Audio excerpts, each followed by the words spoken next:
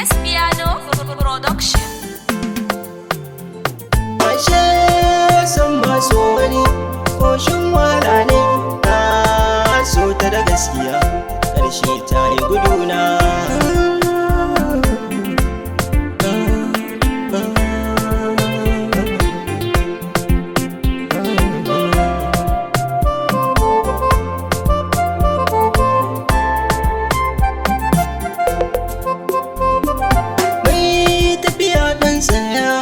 So ka ji labari na labarin soyayya, a wanda ya fara a kaina tabbas na sha wahala, har ma an rasa kaina na ba ta kulawa, a ƙarshe ta yi guduna. Labarin gaskiya ba wai na kirkira ba.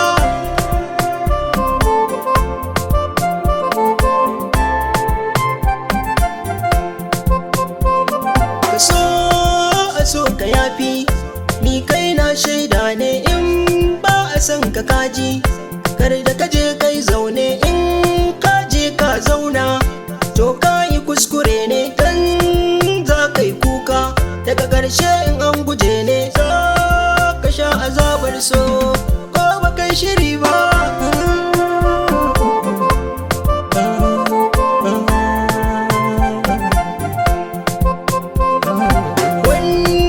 Lokaci ne ina gidan mu a zaune, sai ga ɗan sako in zo ana kira ne, nan take na amsa na ce ina zuwa ne, na je na duba dan na ga wake kira ne, sai na gamo da fuskar da ban yi tsammani ba.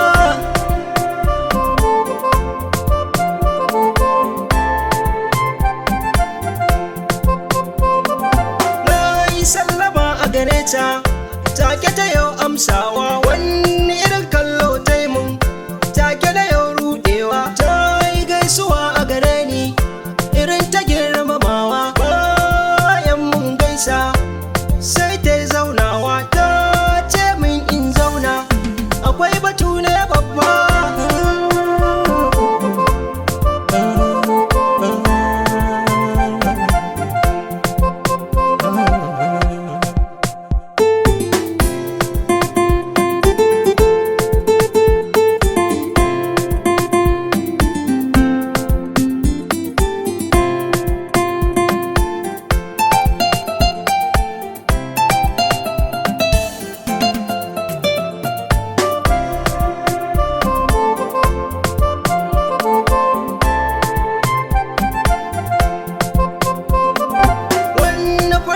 Da ta yi mun sai na ji na yau zaune, sai na ƙara yin kallonta na ce da gaske kike ne, sai ta ce da ni ba shakka zancen na ta hakan ne. Na yi ɗan shiru na dakika ina ta yin nazari ne, ta ce mun yi soyayya ni kuma ban yi musu ba.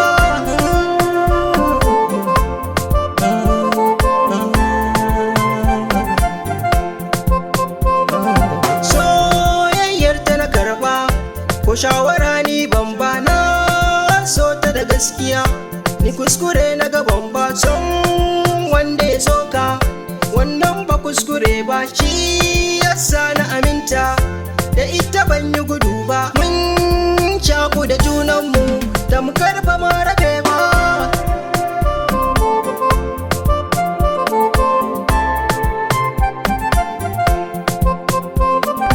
Wani lokaci na je shira kofar gidansu na ganje, sai ta ce da ni in shirya babansu zai zo nan ne, ko da ya iso muka gaisa a shimfiɗa muke zaune, sai ya ce da ni dama kai ne kake yawan yin aike, sai na ce da shi ni dai ba kullum nake zuwa ba. Daga Faisal masoya ku jira ta biyunta. San maso wani koshin wala ne, na so ta da gaskiya ƙarshe ta yi guduna.